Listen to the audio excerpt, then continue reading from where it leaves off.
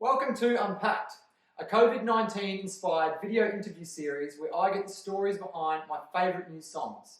For this episode, I speak to Eliza from Eliza and The Delusionals about their massive single, Just Exist.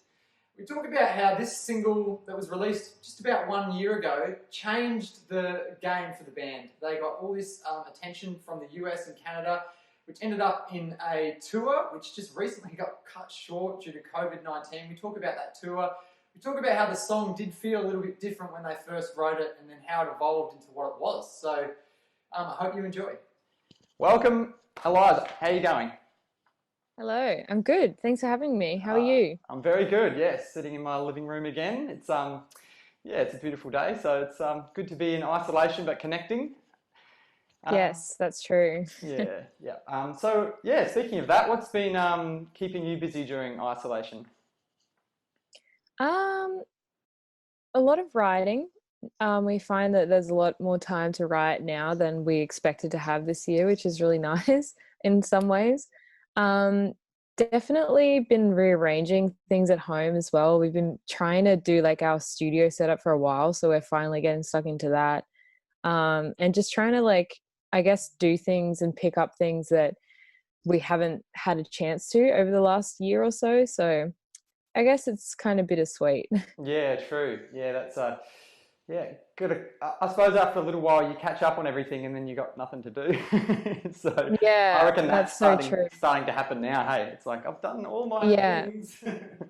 Yeah, I think so many people that I've spoken to are just like at the point where they're like, I've run out of things to do and I haven't seen my friends and you know what I mean? It's crazy. Yeah, definitely. Oh well. I saw there's been a couple of activations you and the band have been doing online, like performance stuff. I saw you play at the Gold Coast Music Awards the other day, and there was something else I saw on your feed Yeah. that's coming up too. It looks exciting.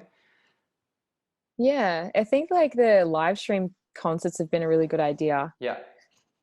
Yeah, me too. Yeah, it's been cool. But I mean, we do what we can. So we're here to talk about Just Exist, the huge single of yours that was pretty much released 1 year ago, almost to the day. So are you ready? Yeah, crazy. Yeah, exactly. So you ready to unpack this song with me today?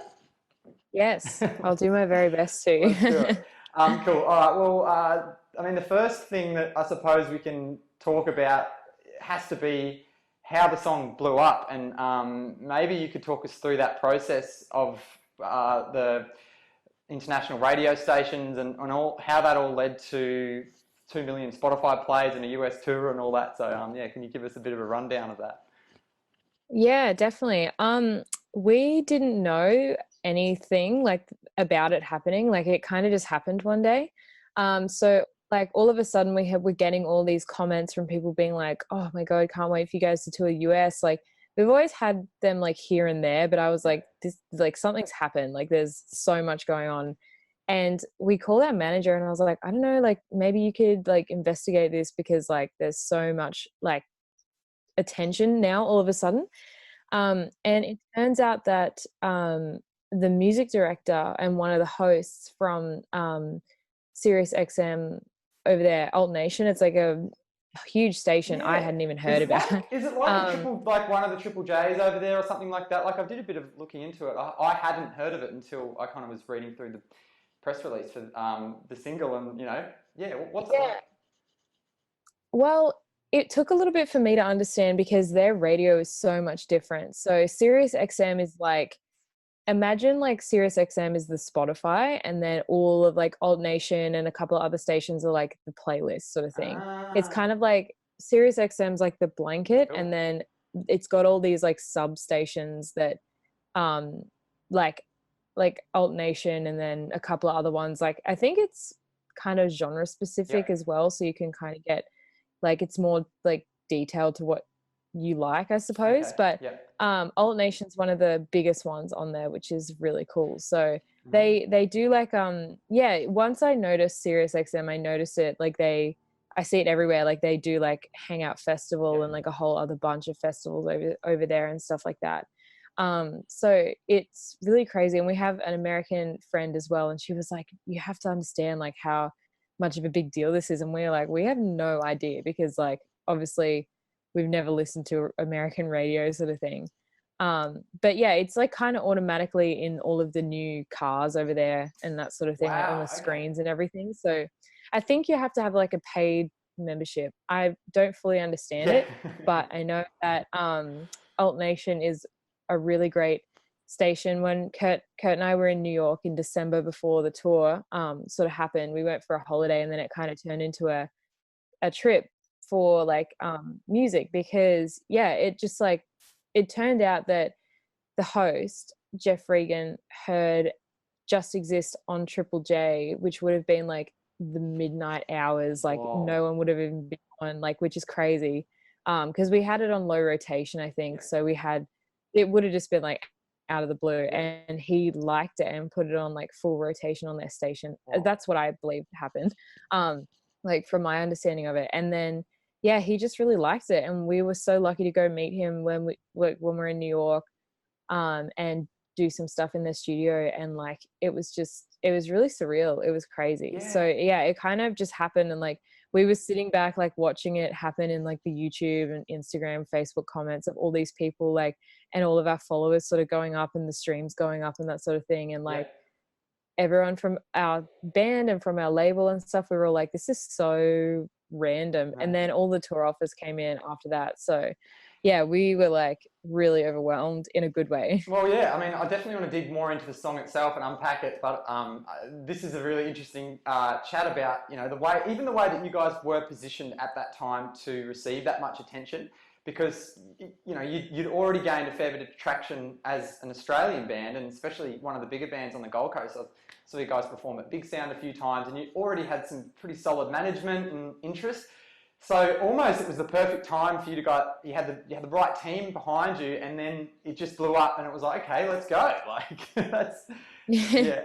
Yeah, it kind of felt like that. Yeah. Like I look back on it and I'm like, if this happened a year earlier, I don't know if I'd be mentally ready for something like that, because it was a lot and it was very expensive and it was really stressful getting it done. I think that that's something that a lot of artists don't get told, and that's probably why when they get the chance to tour overseas, they kind of go, well, how am I actually going to afford to do that? Because it's definitely not cheap. And yeah, it's crazy. Like it's a really like stressful process getting a working visa. Like we had to miss out on the first show with Silver Sun Pickups because yeah, we couldn't get our visa. Tex was waiting in the office in Sydney like all day, and he's like, can we please have them? Wow. And he had to stay a night and pick him up the next day so we could go. It was wild. And then, like, I mean, we can just lead straight into this tour. Like, so the song blew up pretty much in the US and Canada, and you guys got heaps of love from radio,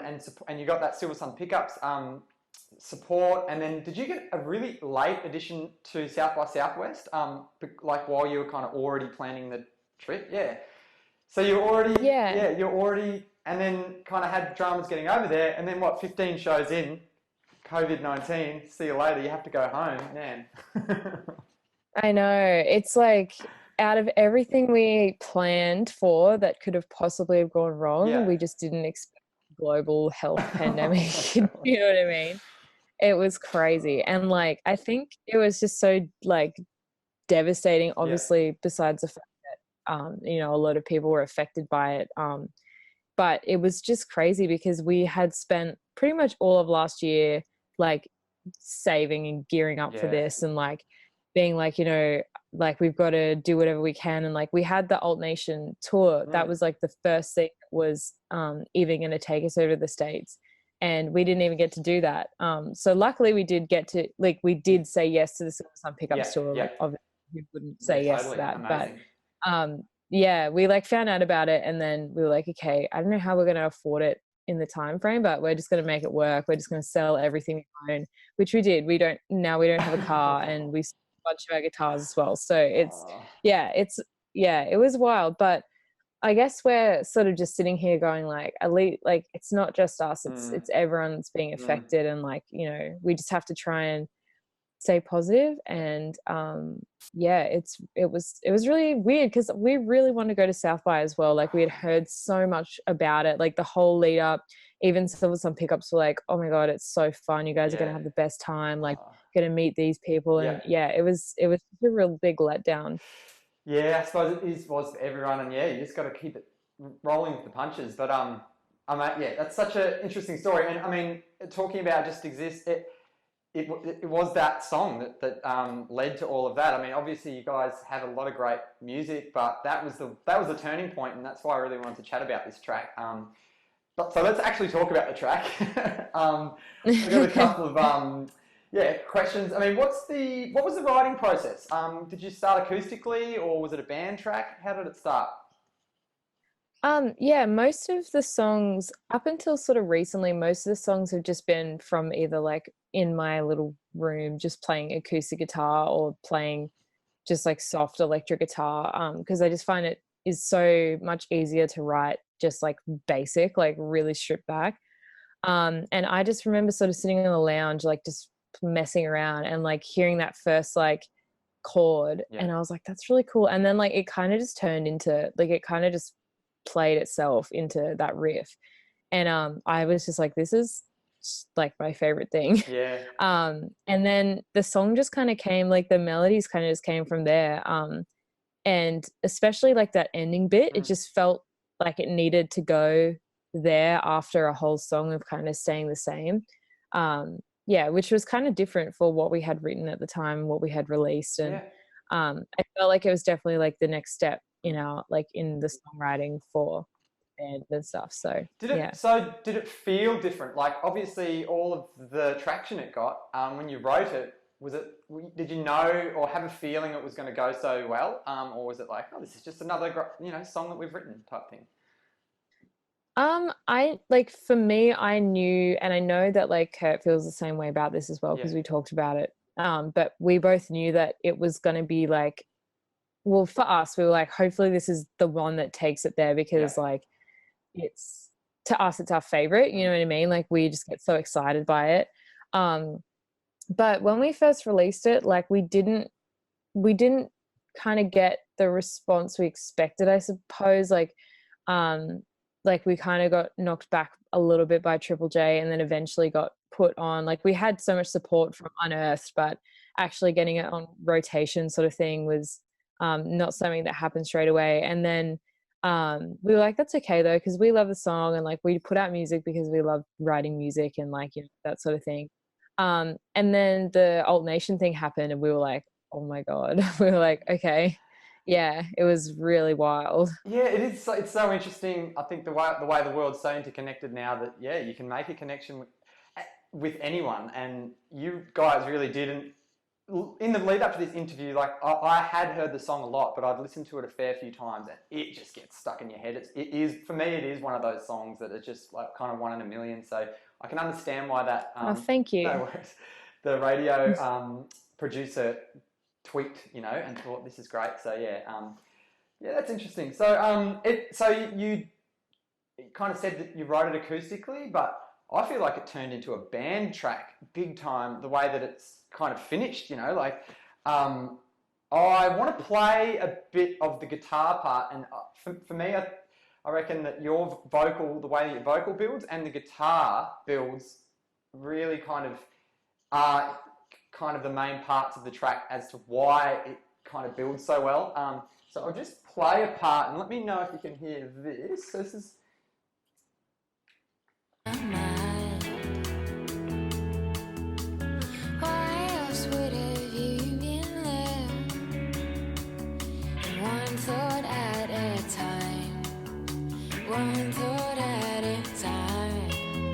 So that guitar part into the muting stuff. Yeah, so for me, that guitar part kind of has this kind of sad slide part around the verse, and then in the pre-chorus it has that kind of muted chugging stuff, and there's the parts that the guitar follows your vocal melody. It's really interesting that you wrote it acoustically, and then the guitar kind of came in over the top and just kind of lifted it to that band song. Yeah, well, because I didn't imagine it being an acoustic song, but I just like Yeah. it's just when I wrote it, it's like because when I was writing the melodies and stuff, it was just that main riff and then like the da-na-na-na sort of part as well, just so I could sing with it. Yeah. So having those like extra bits that just kind of developed in rehearsal and like playing the song and like getting to know the song and like getting to know where things can go. That's sort of where they came from, which I really loved them. I think they like really make those like bits Me important. too. Yeah. That. I mean, yeah. Apart from the song itself and the way that it's written and those kind of yeah interesting different parts, the guitar really gels it all together. So yeah. Well done to Kurt. He couldn't make it today, Thank he's sick, you. but yeah, and the Yeah. band, yeah, exactly. So yeah. So Yeah. and the other key part that I wanted to point out, which leads into the part that I just played or out of it, and really just demonstrates where the track goes to. So that part that I played is at the very start of the song, and it's quite mellow. And I will play this next part.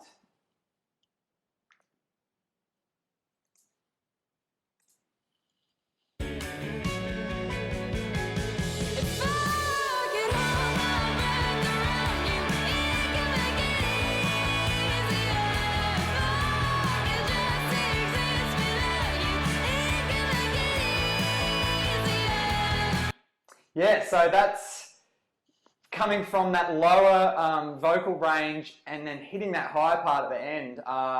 And the way that the whole band develops to that last chorus, that just brings it really home. So, yeah, that, I mean, really that just, for me, kind of explains how much of a band track it became. And it's just an impressive part. Did the original acoustic part have that change, or was that a band thing that you developed? When it was being written, I definitely like, I guess when you write a song, you like some parts you can just feel it needs to go somewhere, like it needs to go to this or it needs to have that. And writing that, it was kind of like getting past that sort of interlude part, and it was like it just need like it can't just do the same thing. Like it needs to go to that next. It just needs to go to like full Yeah, everything. yeah, yeah. Yeah, Element. like you could like it definitely is something you could feel that it needed to go to, like Sure. um even like in rehearsal, if I've been trying to rest my voice or wasn't feeling well and like I've just sung it Yeah. rehearsing it low, I'm like if it stayed like this it just wouldn't have been the same, you know what Mm. I mean? So yeah. Yeah, oh, definitely. It really developed. The memorable tracks are the ones that have those huge endings. And yeah, you did well with that. So yeah, yeah, just wanted to point out what Thank you. some of my favourite parts of the song. Like, I suppose the last thing I want to chat about is the lyrics, and feel free to go as deep or not as you like into the lyrical content. But I understand that it was kind of written about a depressing or a sad experience that inspired you to write a song like this. And yeah, just some brief words on the lyrics would be great, so I can get some context too. Yeah. Yeah. No, that's pretty much it. Yeah. Like, I kind of was not in like a great mental headspace, and I Mm. just felt like it was kind of really interesting how that sort of feeling inspires creativity and that sort of thing. And Yeah. I don't think you don't definitely don't have to like, it's not that sadness and creativity go hand in hand. Like that's not what I mean, but it's like Mm. it's just my experience of what happened and like how I felt about it, and that sort of thing. So I think like a lot of people take it as like a love song as well, which is really cool. Like, I guess it's kind of portrayed as like this weird connection with that, those two things. So, but Yeah. a lot of people are like, this reminds me of like my partner and Yeah. this reminds me of this, and like, Yeah. which is really cool. I think it's like a song that a lot of people have put their own context to, which I think is really important. So Yeah, yeah. definitely, and that's yeah, good work on. I always think not going too deep into the meaning of a song is great in terms of leaving it up to the listener. It might be about Yeah. that person's partner. Yeah, Probably not, 100%. but And that's what I think that's what I think is the coolest thing yeah, about songwriting is that sure, everyone can have their own. Like the amount of times I've connected to a song in a way and then Yeah. I've actually read what it's about, I'm like, whoa, Yeah. that's like not what I thought, but I Yeah. think it's really cool. Just reminded me of an interesting song that me and my wife wanted to have performed at our wedding. It was Vows by Kimbra. And I love actually, that. it's Yeah, such a great so song, right? good. And Sahara Beck performed at our wedding. We were so lucky, but she kind of said to us, it was like in the church type thing, and it was like, do you know that's a sarcastic song about getting married? It's like, because I hadn't watched the video, and I kind of watched the video, and then I listened to the lyrics. I'm like, yeah, that's probably not the right song to be playing in the church because it's all That's so sarcastic. funny. I took it literally. Yeah. But yeah, That's anyway. so good. Yeah, so look, is it looking at the way that Just Exist was inspired, and how this time right now is pretty flat? Are you, in terms of COVID and maybe being a little bit flat, does that inspire these kind of songs? Because I know that that's kind of an inspiration for you. Is that kind of feeling? Is stuff coming out? Sometimes, Yeah. yeah. Like I definitely think that the whole time we did, like the whole 2 months we did get to spend in America was really inspiring. And I guess the whole situation, so I'm still kind of like riding off that, I suppose. But yeah, I think it depends on the day, because I think Kevin Parker explained it really good in an interview once, but it's like a song's like a feeling, and when you're like having that feeling, that's like when I don't know how he said it, but that's kind of when you're writing. So Yeah. it's like, you Okay. could pick up a song and start writing it because you feel this way, and you might not touch it until you feel that way Yeah. again. Yeah. Which I think is so true, because like I feel like you can't be writing about something like happy or exciting or like a feeling of elation if you're feeling upset or Yeah. disappointed. You know what I mean? It's like, yeah. So I think it's been like a big mix of that, because it's just so weird, and it's the whole like isolation thing's been going on for so long now. It's Oh just yeah. like, yeah, it's weird. Yeah, definitely. Yeah, I will keep writing like that, because they're my favorite kind of songs. The ones that kind of come from this darker place and potentially bring a bit of a light onto things, and they're open for interpretation. So yeah, hopefully Yeah. you can get those feelings and create another Just Exist. Yeah, maybe. Thank you. Yeah. Cool. Well, that's kind of all we got time for today. I really appreciate you joining me from your house today, and Yeah, of some of course. those questions I've been waiting to ask for a while, so I'm glad you answered them for me. Of course. Well, my inbox is always open, so if you have any more. Yeah, cool. Yeah, well, that's what I say after a few of the episodes, that we can just chat for hours afterwards. Yeah, so true. Cool. Okay. Well, thanks for joining me, and catch you later. Yeah, thank you. Take care. See ya. Okay, and that was the third episode of Unpacked. Thank you for joining me. Bye.